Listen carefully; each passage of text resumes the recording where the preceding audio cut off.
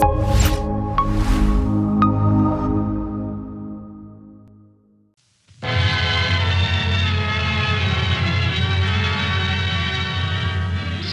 for Star Playhouse presents Charles Boyer,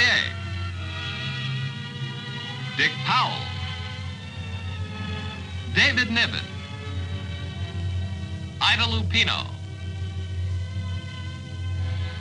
Brought to you by your neighborhood Singer sewing centers from coast to coast and the more than 32,000 members of the Singer organization who make, sell, and service Singer sewing machines for both industry and the home. Remember, Singer sells its products and services only through its company-owned Singer Sewing Centers, identified by the Singer and Red S trademarks on the storefront. We present Charles Boyer in The Executioner.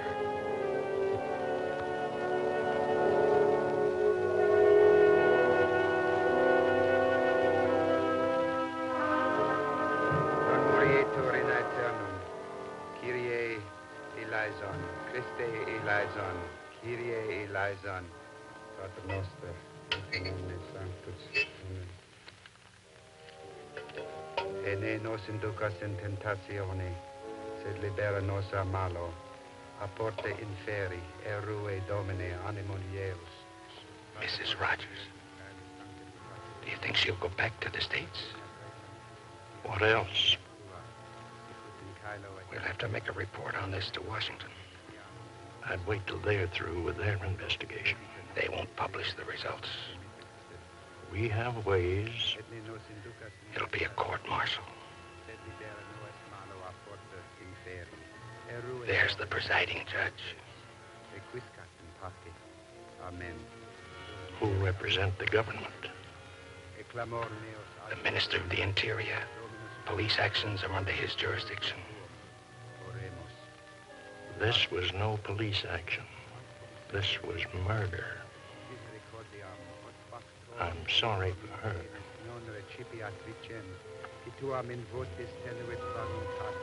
I'll tell you something.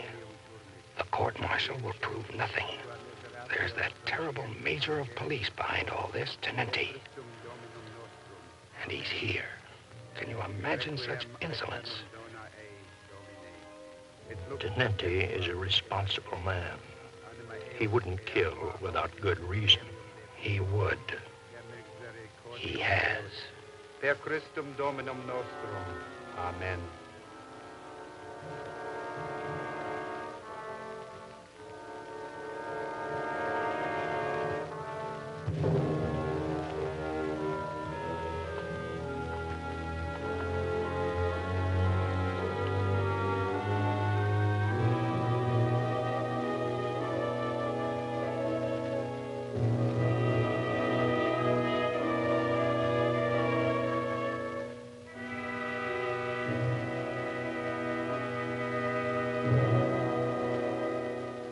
And you decided on your own initiative that the American Dr. Rogers was to be killed. The American Dr. Rogers was engaged in espionage. And you, a police officer, sentenced him to death. Not exactly. To be specific, the decision was made by my chief, Colonel Morel. Colonel Morel, then, decided on his initiative. This is correct. And you acted on his orders. Exactly. You feel no guilt for what has occurred? None whatever. A kind of inevitable sorrow, perhaps. Major, it might be better if you told your story in its proper sequence, without interruptions. Certainly. I will begin with the nature of Colonel Morel's mind. We are not interested in your psychological views, Major. Interruptions? Go on, Major. Thank you, Your Excellency. I only wanted to point out that it was not advisable to disobey Colonel Morel's orders.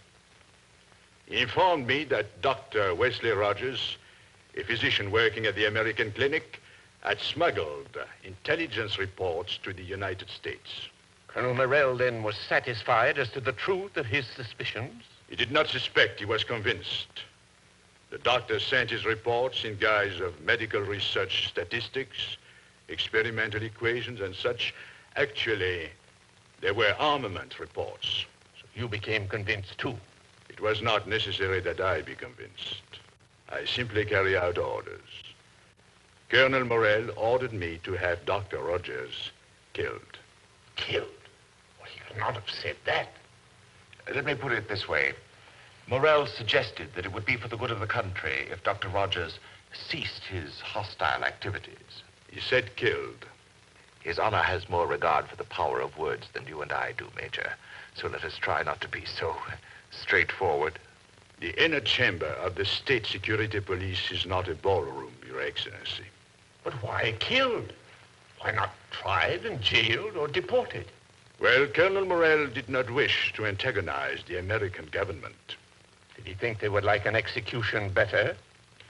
It was decided that Dr. Rogers should be killed by an unknown party for gain or private reasons. It was to be a clean, unpolitical murder. There were to be no loose ends. But it didn't work out that way. In a theoretical sense, it did. I myself chose the killer. The executioner. A legal point. It was a Lieutenant Tamar. Well, didn't he question the advisability of the plan? Lieutenants don't question majors. I gave him a heavy caliber, non-military hunting rifle and a simple order. Shoot to kill. Shoot to kill. Well told, Major. You're a good witness. Would it be an indiscretion on the part of a friend of the court to suggest that Lieutenant Tamar come in now and continue the story? No objection. Ask Lieutenant Tamar to come in. You may step down, Major, for the moment.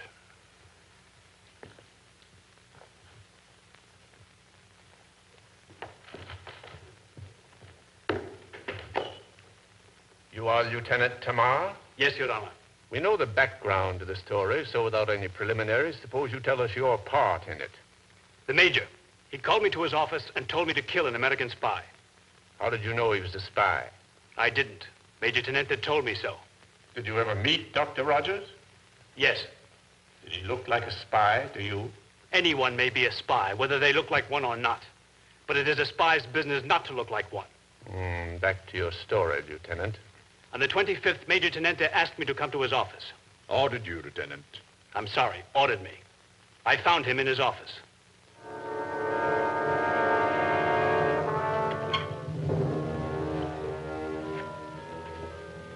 This is the rifle you're going to use. Well balanced, accurate. I know the type. A hunting rifle, American made. Yes, American. Ironic, is it not? However,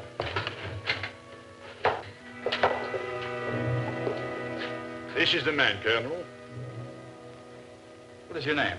Lieutenant Tamar, sir. Ah, the winter campaign on the Broadville River. 2nd Cavalry Regiment. Yes, Colonel. I talked to you in a field hospital. Landmine, wasn't it? 16 fragments in my abdomen, sir. But you were supposed to die. Not when my country and Colonel Morel needed me. Our country, Lieutenant. We're all her servants. At ease. I approve, Major. An excellent marksman. He'll have a good target. All targets are good. Has he been briefed? Your instructions, Lieutenant. Dr. Rogers is on duty at the American clinic every other night. One morning, to be designated for action by Major Tenente. Within a week. I shall approach the doctor as he leaves the clinic. I shall be in a car. Private. License plates removed. And shoot him with this rifle. To the heart. What will you do, Lieutenant, if he's not alone? In that case, I should advise postponement. Any delays will mean that he has that much more time to destroy our security. He's been watched day and night, Colonel. I want action, Major, and I want it now. You shall have it, Colonel. Very well. I'll leave the rest of it in your hands, Major. From now on, it's your department. You will report the results through the regular channels to the Minister of the Interior.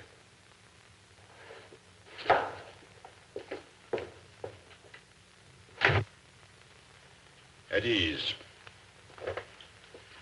Sit down. That was a great moment for you. I could die for him. That shouldn't be very difficult. Has Dr. Rogers arrived? Send him in. I want to give you a chance to have a good look at your victim. There may be some traffic around the clinic, and it is imperative that you kill Dr. Rogers and not another doctor or a patient.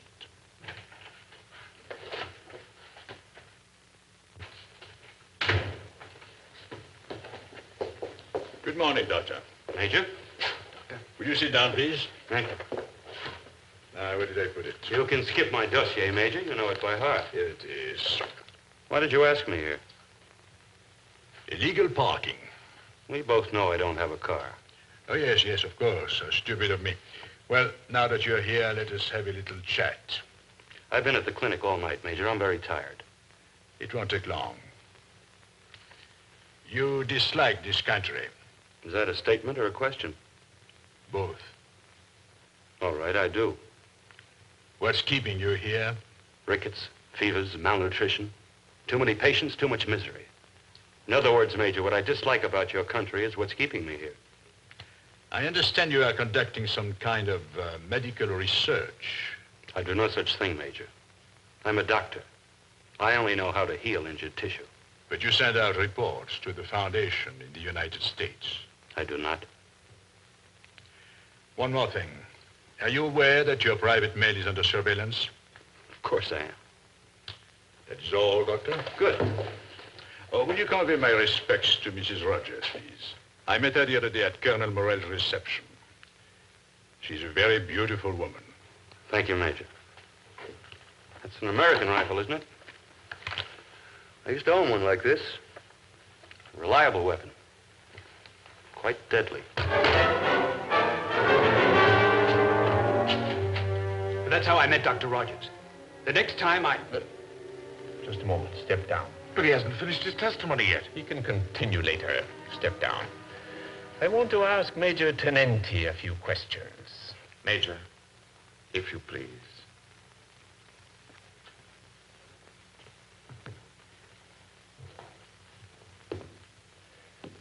This is the first time I have heard that Dr. Rogers was to be killed when leaving the clinic some morning.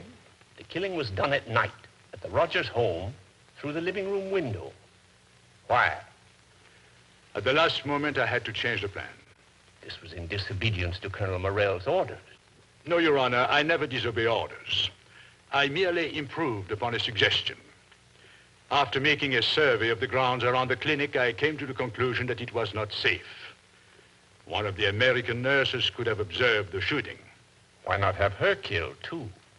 Killing witnesses is against the economy of successful murder. Dr. Rogers was supposed to be using a research experiment as a cover, yet he has said that he was not doing any research work, nor sending any reports to America. Now, if he was a spy, wasn't he an incredibly stupid one to deny his own camouflage? One could not call Dr. Rogers a stupid man. Ah, then you knew Dr. Rogers was innocent. That is so. And you knew that Colonel Morell was mistaken. I did. Why did you not cancel the orders you had given to Lieutenant Tamar? Your Honor, I sent a report to His Excellency, the Minister of the Interior. Until some action was taken, I was still under the orders of Colonel Morell. Even if the death of an innocent man was involved? Exactly. I don't understand. I'm an old man. I just don't understand anything anymore. Let me explain, Your Honor. Major Tenente saw to it that his report reached my office through regular, devious, bureaucratic routes, so that by the time I received it, Lieutenant Tamar had fired his shot, presenting my office with an airtight case against the colonel. But a killing! Major Tenente, I believe it was Colonel Morell who replaced you after the revolution. You know that? Why ask it? And he is no longer chief of the state police. A great pity. By any chance, Major, could you recommend someone for his post? Himself! That's why he did it. He was jealous of Colonel Morell. Jealous of his greatness. Lieutenant. Of the love we all felt toward him. You were a traitor. Attention!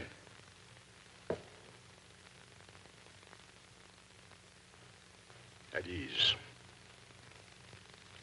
You are mistaken, Your Excellency. I do not aspire to Colonel Morel's position, and I do know you would never give it to me. Then why did you trap him? Because he was manipulating the police for personal reasons. For my country, I'm willing to kill. But I have only contempt for a man who will arrange a murder in order to carry on an intrigue. You see, Your Honor, I had known for a long time that our great hero was deeply involved with the wife of Dr. Rogers. Now you have proved your case against Morel, Major. There's still the killing. The killing and indeed the whole affair will still have to be explained to the American consul. There is no need to explain the killing. Let Morel's story stand. It was done by an unknown person for private reasons. The Americans are no fools. A culprit would be better. Much better. No, it was I who gave the order to the lieutenant. There will be no scapegoat. Perhaps you're right. You deserve some reward for your service, no matter how irregularly you performed it. However, Lieutenant, for the record, I would like you to complete your story. Please. You wanted his testimony. The boy is overwrought. You are still a witness, Major. Sit down.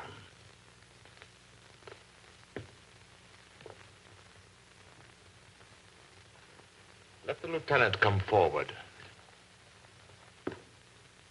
Where shall I start, Your Excellency?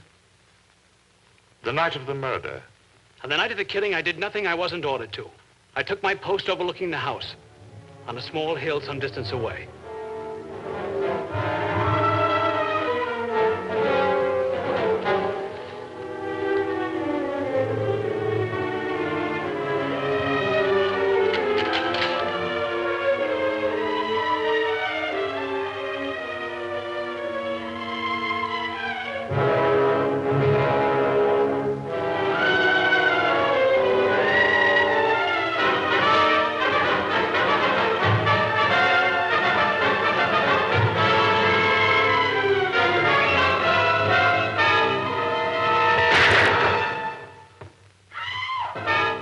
Back to the car and returned to quarters. I was undressing when the police called. I was asked to return to the Rogers house. It was guarded by a few officers. The whole thing was very secretive and mysterious. I then saw Major Tenente.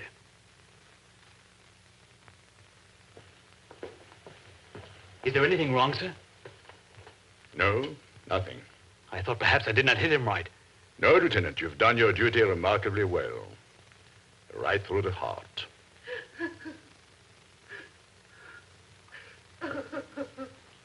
Mrs. Rogers, does it bother you?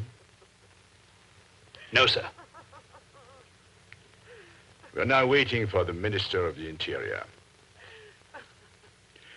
Yes, there has been a slight slip.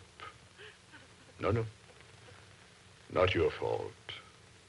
But there will be an investigation and you will be involved. No, madam, please. Let me in.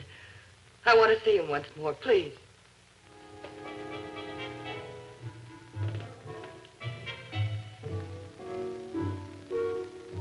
Madam, this is against police regulations. How dare you speak to me? I understand how you feel about this terrible tragedy. How could you? You're glad. This is your triumphant day. Now you are the great hero. Even if you had to murder a man to become one. You're in pain, madam. It distorts your judgment. I understand. Let me see him. Now, please,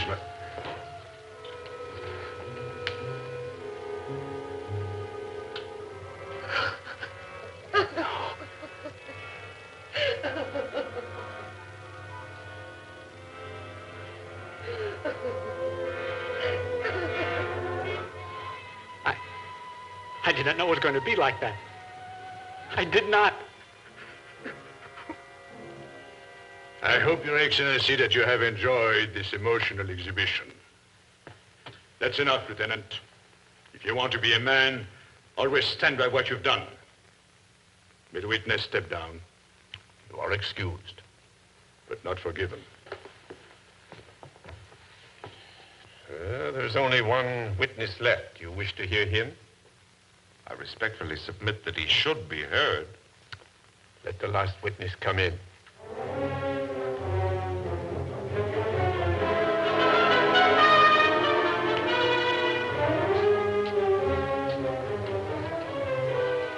Take a stand, if you will, please.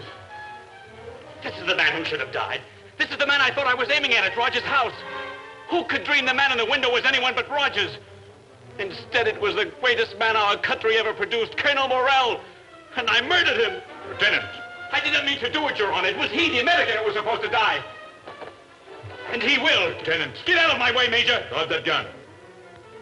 Instantly. Guard. Take him into custody.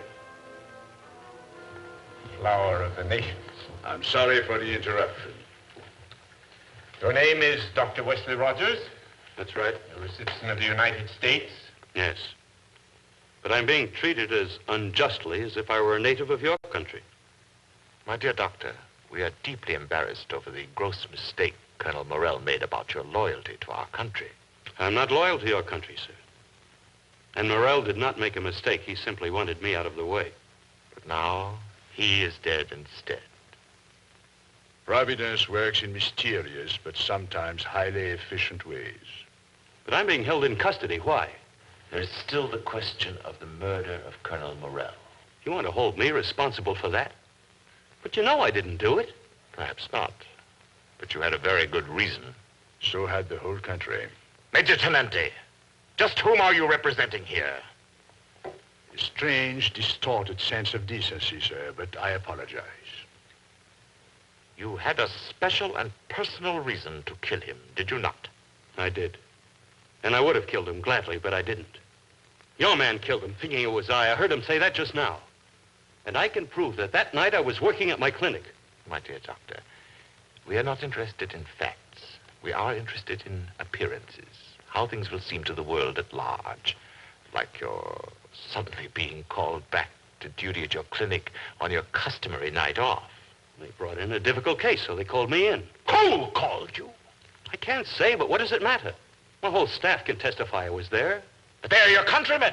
You insinuating they'd lie? To us, savages? Yes. What do you want with me? Is this blackmail? Yes, Doctor. But I would say it represents a wise compromise. We want your cooperation, Doctor. How?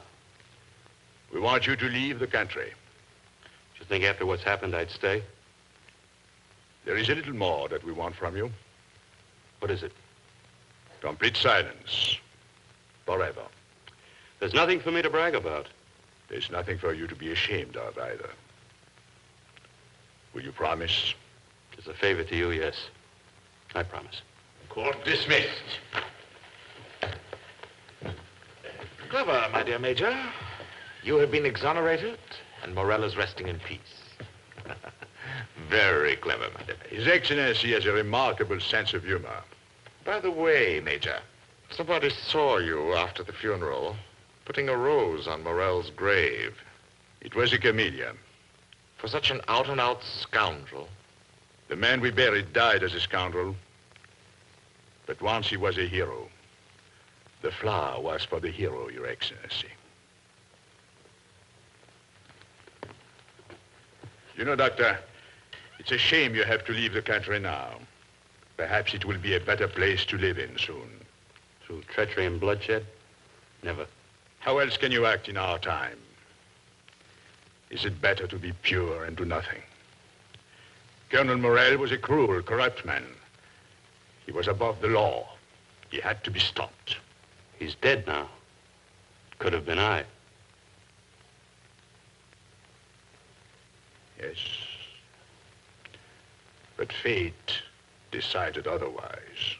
Fate and the voice that called me on the telephone that evening asked me to come over to the clinic. The voice of Providence. Your voice, Major. I recognized it. Thank you. Are you going to America, Doctor? Where else? At least I'll be among my own people. Still, it will be lonely. I know. One can be very lonely among one's own people.